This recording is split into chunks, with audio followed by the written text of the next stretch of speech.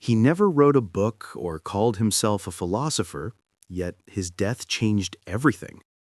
This video is the complete story of Socrates, from his youth on the streets of Athens to his final day in prison. How did he become the city's most inconvenient man? Why was he put on trial? And what were his last words before drinking the poison? We'll explore his ideas, his friends, and his enemies, and trace how an ordinary Athenian became an eternal symbol of conscience. This isn't just a biography. It's a story about what it means to live without betraying yourself. Suggest new video topics in the comments and subscribe to the channel. Stories for Sleep is here for you every day. The Athens of his childhood. Socrates was born in the 5th century BC in Athens, in the deme of Alopece, a suburban area of Attica. At that time, Athens was not yet the undisputed hegemon of Hellas, but was already gaining strength and fame after its victory over Persia in the Greco-Persian Wars. It was an era of rebuilding, construction, and rapid growth, as Athenian democracy solidified its power and the future blossoming of art and philosophy was already palpable. His father, Sophroniscus, was traditionally said to be a stonemason or, by other accounts, a sculptor. His mother, Phanerete, was a midwife, a respected profession in Athens that required experience, calmness, and precision. A midwife not only delivered babies, but also provided basic medical care to women. Socrates himself later liked to compare his philosophical practice to his mother's craft, claiming that he helps souls give birth to truth, just as a midwife helps a woman give birth to a child. The family was not wealthy and evidently belonged neither to the aristocracy nor the political elite. Socrates received a traditional Athenian upbringing, literacy, music, physical training, and the basics of ethics. Like other boys, he attended the Polystera, a school that combined intellectual pursuits with gymnastics. The Athenian educational system was built on the ideal of kalokogathia, the unity of physical beauty and moral virtue. And although Socrates would later become a symbol of the opposite, his youth was shaped within this very system. The Athens of those years was vibrant, noisy, and full of contrasts. The streets echoed with the voices of merchants haggling over the price of wine or olive oil, and the shouts of boys chasing a ball. The city was gradually recovering from its devastation by the Persians, who had burned the Acropolis. It was during Socrates' childhood that the reconstruction of the sacred hill began, along with the construction of the temples that would later become symbols of classical Athens. Architects and craftsmen worked on temples, porticos, and statues of the gods. The great sculptor Phidias returned to the city, commissioned to create the cult statue of Athena Parthenos. One can imagine the young Socrates visiting construction sites, watching columns rise from stone foundations and the faces of gods emerge from marble blocks. Perhaps he helped his father in his workshop, carrying tools, preparing materials, and learning to handle a hammer and chisel. Later, as an adult, he would often use imagery from crafts, the carpenter, the shoemaker, the builder, those whose wisdom stems from experience and precision, not lofty speeches. Physically, he was strong and hardy, although later ancient authors noted his ugliness, a flat nose, broad lips, and bulging eyes. In his youth, he clearly had no trouble with physical exertion. Like every Athenian, he had to prepare for future military service. Every young man faced 2 years of ephebia, military training. However, unlike his peers, Socrates did not strive for competition. He didn't dream of athletic glory or a political career. Even in his youth, he displayed what Xenophon and Plato would later call his daimonion, an inner voice that held him back from rash actions. He was often pensive and silent, observing for a long time before speaking. Some teachers considered him stubborn because he wouldn't take explanations on faith and kept asking clarifying questions. Athens was changing rapidly. Democracy was strengthening. The system of elections, citizen participation in juries, and the work of the assembly became integral to the life of the polis. More and more Athenians were involved in public affairs, participated in voting, listened to court debates, and studied rhetoric. The first public schools teaching the art of oratory appeared. Many young Athenians aspired to political careers or dreamed of becoming orators. Socrates did not follow this path. He showed no interest in rhetoric for the sake of power. From an early age, he began to detect what seemed to him like falsehood in words, empty ornamentation devoid of meaning. He was more interested in asking, "What is justice?" than in learning to persuade others of anything. These qualities were not yet formed into a philosophical system, but already outlined the core of his nature, a propensity for reflection, attention to detail, and a slow but tenacious mind. Perhaps the most important thing about these years was that he grew up in Athens during the formation of a unique intellectual environment. Traveling thinkers, the so-called sophists, who gave paid lectures and held discussions, were appearing in the city more frequently. Citizens began to ponder questions about human nature, the state, and the soul. All of this, initially foreign to a boy from a simple family, would eventually become part of his inner world. For now, Socrates remained a shadow against the backdrop of great changes. He grew up without luxury, without noble connections, without grand ambitions. But it was in this humble beginning, in working with stone, in the sounds of hammers, and the voices of poets in the first rhetorical schools, that something else was born. A man who would neither be a general, nor a lawgiver, nor a poet, but would influence all subsequent generations as if he stood at the very foundation of thought. The path to philosophy. When Socrates came of age and completed his mandatory ephebia, he, like any Athenian citizen, became part of the military militia. Military service in 5th century BC Athens was an integral part of civic duty. It tested a man's endurance and courage and fostered a sense of belonging to the fate of the polis. According to available accounts, Socrates participated in 3 military campaigns, at Potidia, at Delium, and in the Amphipolis expedition. He fought as a hoplite, a heavily armed infantryman in full armor with a spear, shield, and breastplate. At the siege of Potidia, as Plato recounts in the Symposium, Socrates displayed astonishing physical endurance and composure. Alcibiades, then a young and admiring follower, recalled how Socrates would stand motionless for hours, deep in thought, even in harsh frost, remaining barefoot and needing no extra clothing. When the camp slept, he, according to Alcibiades, would continue his reflections uninterrupted until dawn, when he would resolve some inner question. His steadfastness in battle was also noted. During a retreat, he did not panic or break formation. He walked steadily, maintaining order and thus inspiring confidence in those around him. During the Battle of Delium, where the Athenians were defeated by the Boeotians, Socrates again displayed coolness and prudence. Xenophon later claimed that Socrates helped him escape a dangerous situation, though Xenophon himself was too young to have been at that battle, so the story likely reflects the general image of Socrates rather than a specific fact. But it is reliably known that his conduct in battle was exemplary. He did not rush forward seeking glory, nor did he retreat unnecessarily. He maintained sensible caution alongside inner fortitude.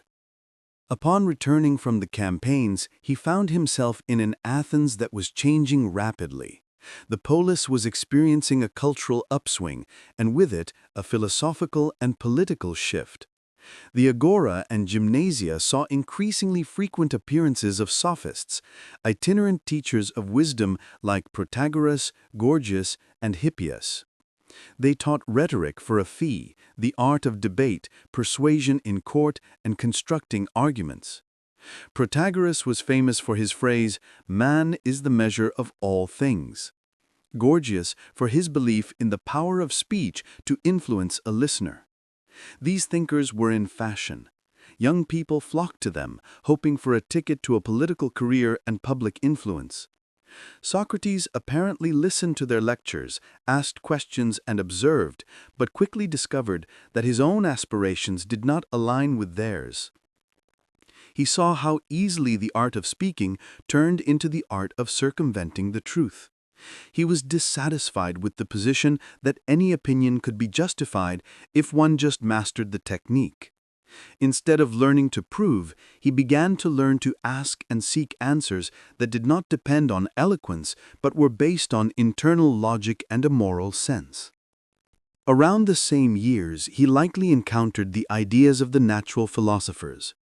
Echoes of the philosophies of Thales, Heraclitus, Parmenides, and Anaxagoras reached Athens and were discussed among educated citizens.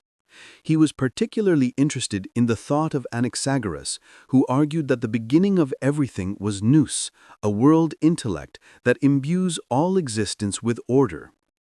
Socrates had hoped to find in Anaxagoras an explanation of human actions through the lens of a higher purpose, but instead, by his own admission, he found only physics, attempts to explain phenomena through rotation, wind, and ether. This disappointed him. He was searching for the why, but received only a mechanical how. This was a turning point. Socrates began to understand that true knowledge was not about the structure of the heavens, but about man. He became occupied not with the causes of the changing seasons, but with the reasons for choosing between good and evil. He began to ask questions that concerned not nature itself, but the nature of the human soul. What is justice? What is virtue? Can one learn to be a good person? Who knows what is right? Over time, Socrates increasingly distanced himself from occupations considered useful or profitable. He stopped practicing his craft, did not seek to earn money, and showed no interest in politics. His days were spent in conversations, not for gain, not for influence, but for understanding. He spoke with anyone who would listen, craftsmen, merchants, youth, officials, poets, but he was not satisfied with ready-made opinions. He asked again and again until nothing remained but bewilderment or unexpected honesty. He did not call himself a philosopher. That word was only just taking shape. But he became a man who placed at the center of attention not the universe, but man himself, as a thinking, doubting, seeking being.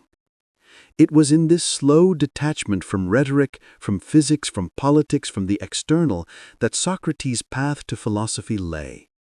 By middle age, around 50, he was already a notable figure in Athens, not as a teacher in the usual sense, not as a writer, not as an expert, but as a man whose silence was intimidating and whose questions were confounding.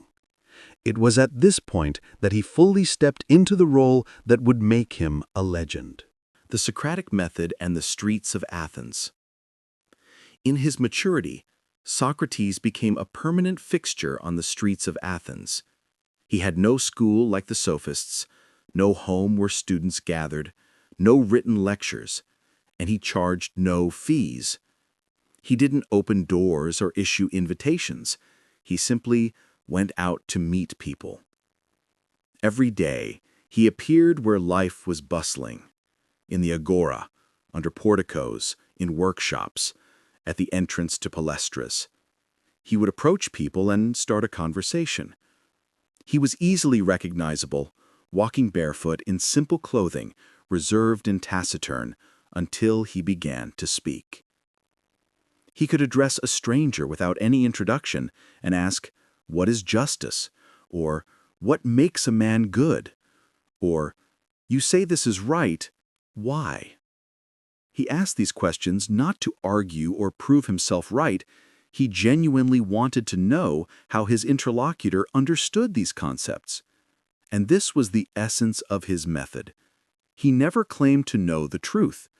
On the contrary, he began by admitting his own ignorance. His principle, "I know that I know nothing," was not a pose.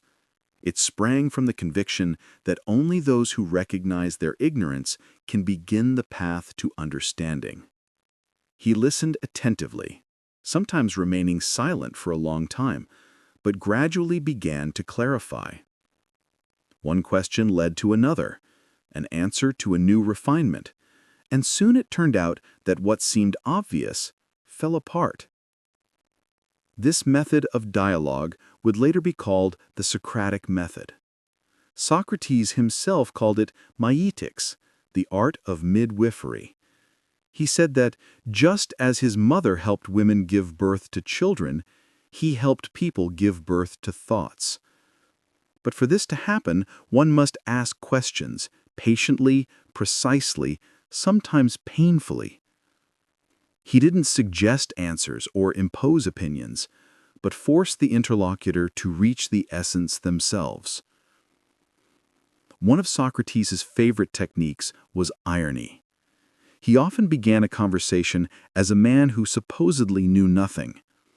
He asked with feigned naivete, asked for explanations, expressed interest as if he didn't understand.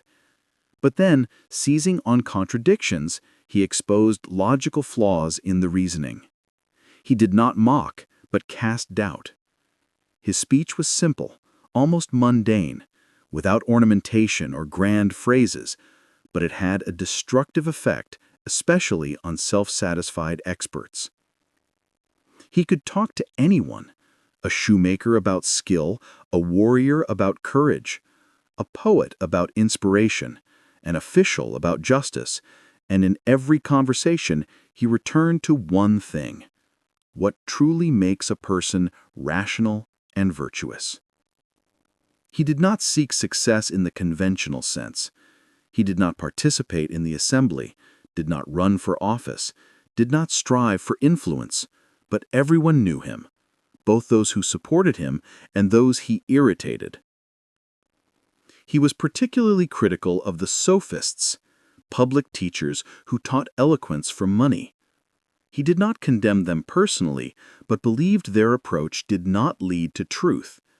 They taught how to win an argument, not how to understand. They taught how to speak beautifully, not how to think deeply. For Socrates, truth was more important than persuasiveness. He said that virtue cannot be taught like literacy. Virtue is not a formula or a set of rules, but constant inner work. The sophists felt threatened.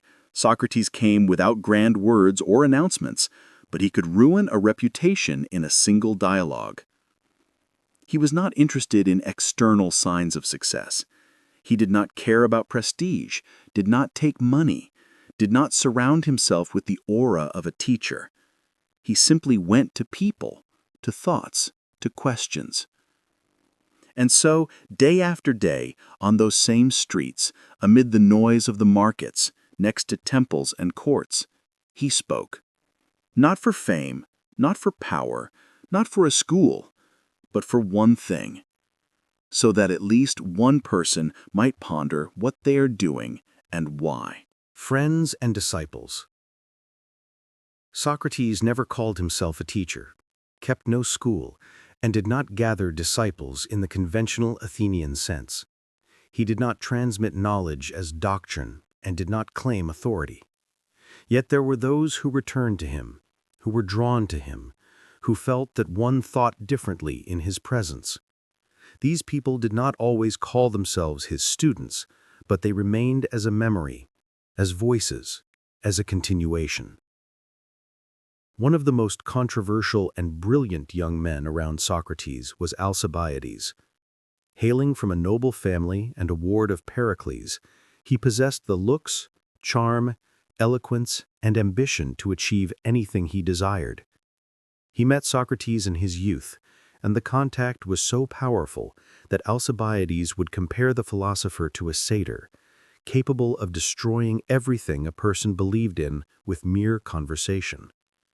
He confessed that Socrates was the only person before whom he felt shame. He felt none of this before the assembly, soldiers in camp, or powerful allies. He tried to seduce Socrates into an intimate relationship, but the philosopher refused, saying he would not trade wisdom for a body. Alcibiades did not understand. He plunged into politics, war, treason, and exile. But even years later, when fame and shame surrounded him on all sides, he remembered Socrates as something that remained with him forever, something he could never quite overcome. Plato's relationship with him was entirely different. He was over 40 years younger than Socrates, and first met him when the philosopher was already mature and recognized. Plato belonged to an aristocratic family, had a good education, and was interested in poetry and science, but after meeting Socrates, he burned his poetic works and devoted himself to philosophy. He became the one who would preserve the image of Socrates for history. Plato did not merely record dialogues, he created a philosophical form in which Socrates' voice became inseparable from the search for truth. He wrote that Socrates never asserted, but only asked, and therefore he chose the form of dialogue where no single voice sounds final. In early works like the Apology, Credo, or Euthyphro, Socrates remains close to the historical figure. In later ones, like the Republic or Phaedo, he becomes a conduit for Plato's own philosophy. But even there, Socrates is not a monument, but a man, calm, ironic, persistent, and inwardly free. Another important witness to Socrates' life was Xenophon, a soldier, memoirist, and participant in Cyrus the Younger's expedition. He was far from Plato's dialectics, but deeply respected Socrates. In his memorabilia, he portrays him as a mentor, firm, practical, and restrained. Xenophon's Socrates is not an underminer of others' beliefs, but an advisor and an example. His description is simpler, sometimes more naive than Plato's, but it too conveys genuine admiration. Thanks to these two authors, we see two sides of one personality, Socrates the philosopher and Socrates the man. Among those who were with him in his final years, Crito stands out. He was Socrates' contemporary, possibly older, and always remained by his side. In the dialogue named after him, it is Crito who tries to persuade Socrates to escape from prison. He offers to bribe the guard, arrange an escape, and take him to Thessaly. But Socrates refuses, not because he fears the consequences, but because he believes that acting contrary to the laws would be a betrayal of himself. Crito does not object. He listens, understands, agrees, and stays with him until the end. In the dialogue Phaedo, we see another participant, Apollodorus.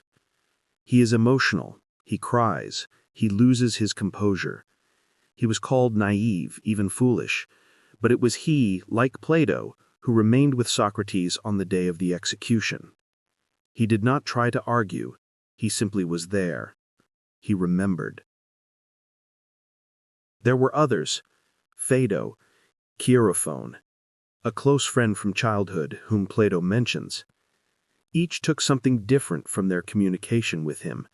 Some started their own philosophical schools, others disappeared. Some passed on only a name. But almost everyone who was near him became in one way or another a link in the chain that carried the image of Socrates to posterity. Not everyone perceived him with admiration. Some felt threatened by him. He spoke in a way that made people lose confidence in themselves. He destroyed habitual notions. Some were simply irritated. Some hated him. He was considered dangerous, especially by those who feared exposure. He undermined authorities, but did not become one himself. He destroyed knowledge, but did not offer a ready replacement. His mere existence was enough to remain in memory like a stone over which thoughts stumble. But there were also those who carried away a single thought, a single phrase, a single feeling. That thinking is important, that understanding is harder than seeming, that being honest with oneself is more difficult than being honest with others. Socrates and Athenian democracy. Socrates lived his entire life in Athens, a city that during his years experienced not only cultural flourishing and political might, but also military defeat, tyranny, and a complex restoration of the republic. He observed how the city changed, how the crowd became judge and legislator, how decisions of life and death were made in the agora, how glory gave way to downfall. He saw how easily public opinion elevated one person and destroyed another. All this formed in him a restrained, if not skeptical attitude toward democracy. He was not an opponent of popular rule, but he did not consider it ideal. He did not reject democracy, but refused to swear allegiance to the majority if it acted unjustly. And although he did not participate actively in political life, did not run for office, did not write speeches or speak in the assembly, there were moments when his civic stance became visible and firm. One such moment occurred after the naval battle of Arginusi, when the Athenian fleet defeated the Spartans. Many Athenian sailors died in this battle, and the commanders, despite their success, could not organize rescue operations due to a storm that arose. Returning to Athens, the 8 surviving strategoi found themselves on trial. Public outrage was great. The relatives of the dead demanded justice, and demagogues demanded punishment. The trial of the strategoi was preceded by a meeting of the Council of 500. It was then that Socrates, serving as one of the 50 prytanes, presiding officials, found himself in a position requiring a choice between formal submission to the will of the majority and following the law. He refused to put to a vote an illegal proposal to judge all 8 strategoi with a single vote, without the possibility of individual consideration. This refusal caused indignation, threats, and pressure. But Socrates did not yield, even knowing his disobedience could have consequences. His behavior remained in memory as an example of civic courage in a situation where the majority demanded blood. A few years later, Athens lost the Peloponnesian War. In 404 BC, the tyranny of the 30 oligarchs was established in the city, a group that came to power with Spartan support. Among them was Critias, a former associate of Socrates, one of his disciples. The new regime acted harshly, carrying out executions without trial, confiscating property, and exiling dissidents. Citizens were deprived of rights, and the very idea of justice was reduced to obedience. Socrates did not support this regime. He did not participate in its affairs and held no official position. But one episode is particularly telling, involving the arrest of Leon of Salamis. One of the 30 ordered Socrates and 5 other Athenians to go to Leon's house and bring him forth, knowingly, to his death. Socrates, having received the order, did not argue or start a fight. He simply disobeyed. He turned around and went home. The others carried out the order. He did not. This was a silent act, without demonstration, without political speeches, but it contained his essence. He would not act against his conscience, even if the authorities demanded it. He risked his life. Tyrants did not forgive disobedience, but he was left untouched. Perhaps due to personal connections, perhaps due to his status, perhaps because he was not dangerous to the regime. But this act was not forgotten. When democracy was restored a year later, Athens passed a law of amnesty prohibiting the persecution of citizens for actions committed under the 30. The city wanted to forget, to forgive, to move on, but the atmosphere remained tense. Fear, suspicion, and weariness from upheaval made citizens wary of anything that deviated from the norm. And Socrates deviated. He made no public statements, but his conversations did not cease. He did not agitate, but his questions continued to expose the inner emptiness of official judgments. He was not a politician, but his behavior constantly reminded people, a citizen is not one who votes, but one who thinks, not one who submits to the crowd, but one who is conscientious. Furthermore, his circle of associates was held against him. His connection with Alcibiades, who had betrayed Athens twice, and with Critias, who became one of the cruelest tyrants, was perceived not as a coincidence but as a symptom. People began to see in Socrates a source of corruption, influence, and doubt. He called no one to rebellion, but he seemed to create conditions in which rebellion was only a matter of time. Socrates did not react. He did not justify himself. He did not strive to be understood. He continued to walk through the city, stop, talk, and ask. He lived as he always had, but now the city looked at him differently. The accusation and the trial. In the spring of 399 BC, Socrates was about 70 years old. By this time, Athens was in a state of wounded calm. The Peloponnesian War had ended in defeat. The experienced regime of the 30 tyrants left a legacy of distrust and fear. The restored democracy was trying to establish a new stability.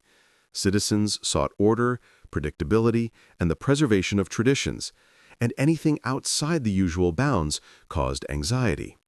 It was in this atmosphere that the figure of Socrates began to be perceived not as a philosophical oddity, but as a threat.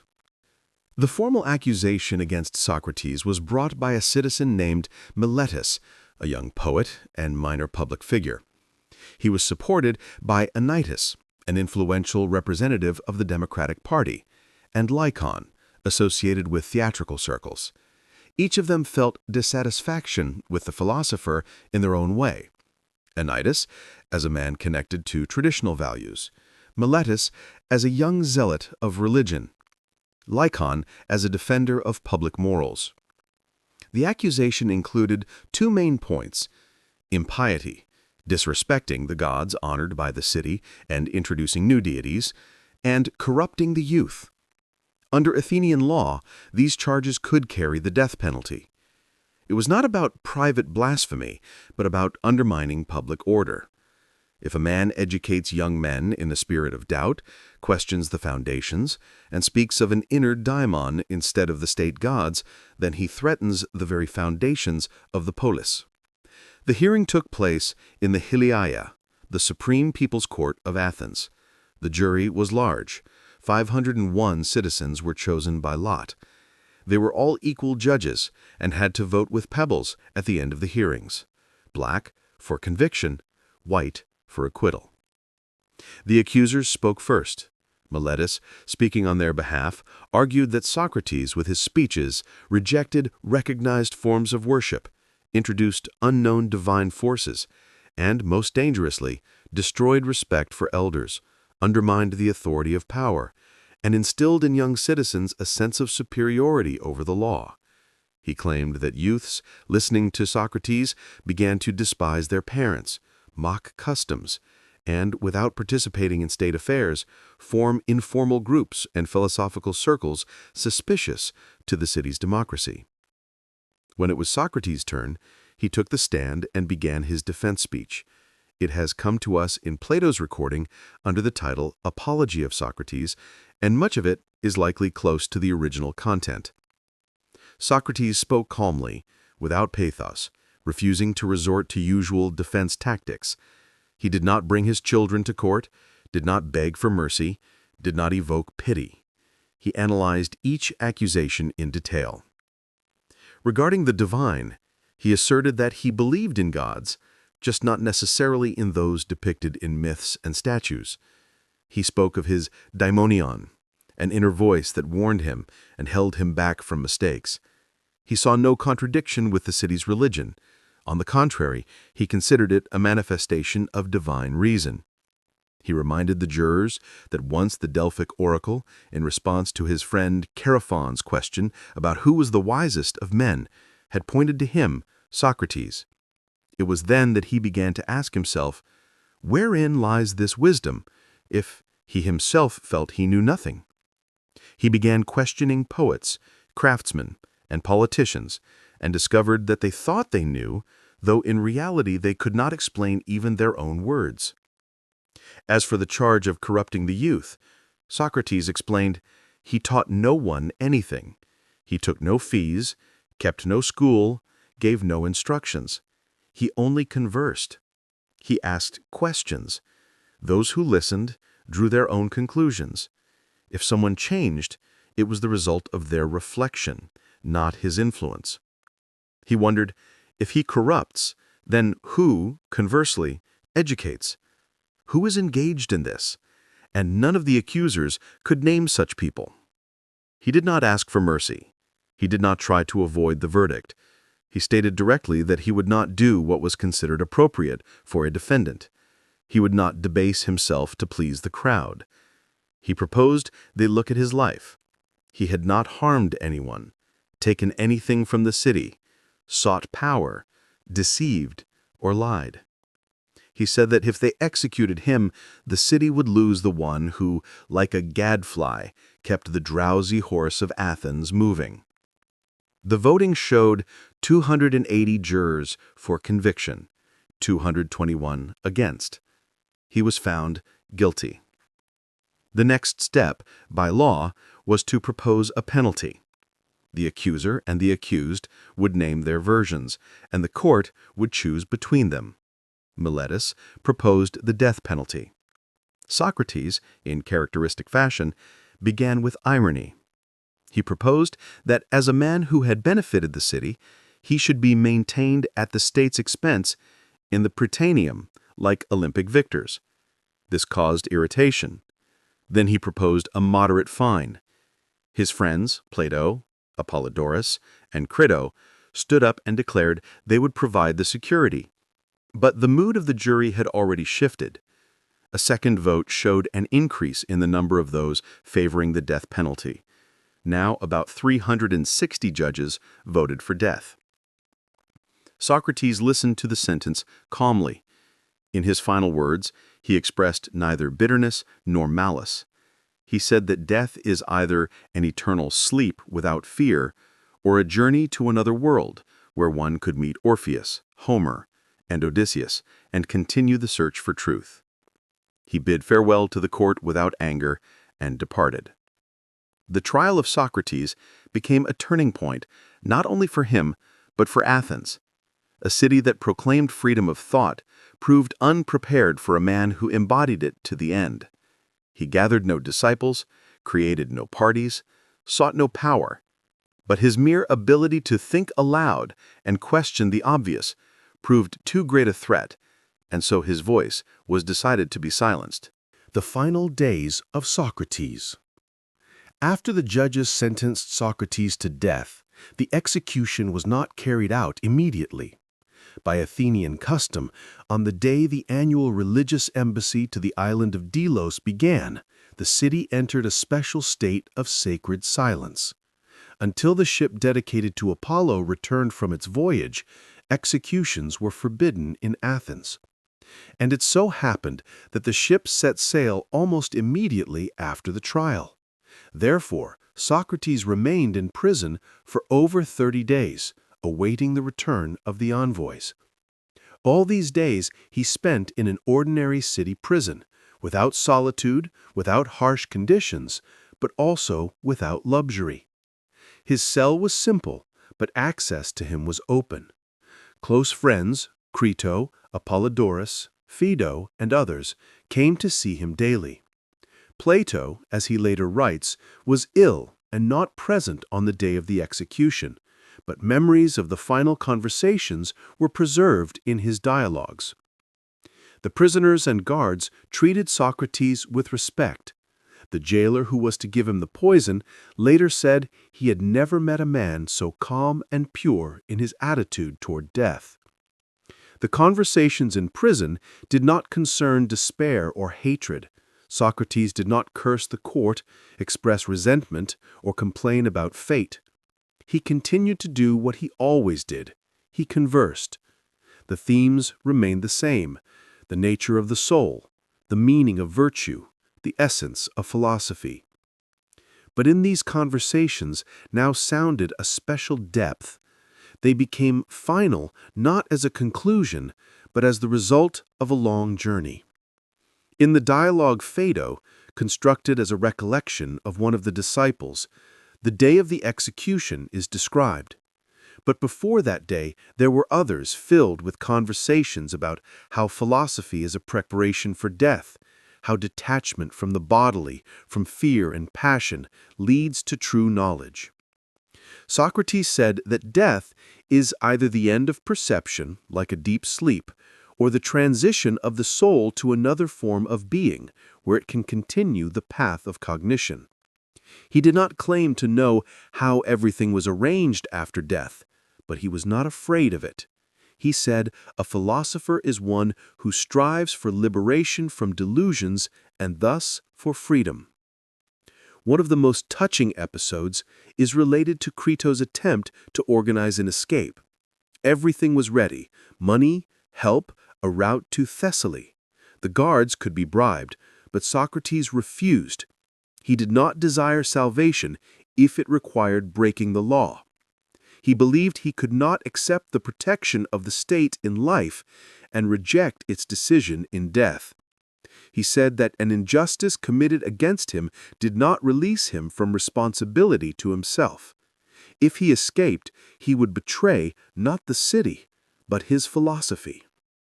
On the day the sacred ship returned, almost everyone who had been with him in the final weeks came to the prison. It was around noon. The jailer entered and, avoiding his gaze, said the hour had come. He asked for forgiveness and said he admired Socrates' fortitude. Socrates nodded, thanked him, and asked for the poison to be brought. Before drinking it, Socrates continued the conversation. He asked the jailer about the effects of the hemlock and followed his instructions.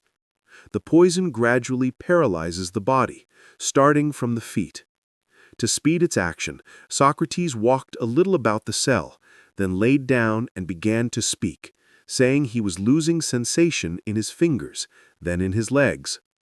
He asked no one to leave, did not turn away, did not hide his eyes. When he said the numbness was rising higher and his breathing was becoming shallow, he uttered his last words, quietly but clearly. "Crito, we owe a cock to Asclepius. Remember to pay the debt." What he exactly meant by this is still debated. Some believe he was thanking the god of healing for a cure from life. Others that it was simply a custom, a sacrifice to the god of healing as a promise to be fulfilled. What is important is that even at that moment, he was not thinking of himself. After a few minutes, he fell silent. One of the disciples closed his eyes. No one screamed, ran out of the room, or cursed the judges. Everyone stood in silence, some with tears, some in deep thought. Only Apollodorus, unable to restrain himself, wept loudly. But even then, no one gave in to panic. This was not death as a tragedy. It was a completion accepted without horror. Thus, Socrates departed, having led no party, conquered no city, built no temple. He simply lived as he spoke, and died, without betraying himself. Death and the beginning of a legend. When Socrates died, there were no mourning processions, official speeches, or funeral orations in Athens. His body was not carried out to the public square. His name was not mentioned in the decisions of the ecclesia. His image was not carved in marble. But in private conversations, in workshops, on streets and in gymnasia, his name was heard more and more often, and increasingly not as the name of a condemned man, but as the name of someone lost. The city was not immediately shaken. Officially, nothing changed. The trial was legal, procedure was observed, the sentence was carried out without incident. But over time, a feeling began to grow, vague in some, distinct in others, that something wrong had happened. The death of Socrates did not bring order, eliminate danger, or strengthen morals. On the contrary, it left an uneasy silence in which the thought of his departure gradually turned into a reproach. The first to react were his friends. Crito took care of the burial. Phaedo went to Elis, where he began telling disciples about the final conversations. Apollodorus, by all accounts, took the loss hard. The most decisive was Plato. It was he who transformed Socrates from a man into a philosopher, from a dialogue participant into a voice that would speak through the centuries. Plato began writing dialogues soon after his teacher's death. He did not create a biography, describe life events in detail, or write treatises. He left Socrates the form in which he had existed in life, the form of a question. In his writings, Socrates continues to converse with politicians, poets, sophists, youths, and women. He asks, clarifies, and drives thought to its limit. In early dialogues, like the Apology, Crito, and Euthyphro, the image of Socrates is close to the historical one. In later ones, Phaedo, the Republic, Parmenides, he becomes a bearer of Plato's own philosophy. But in all cases, Socrates is a figure who thinks and makes others think.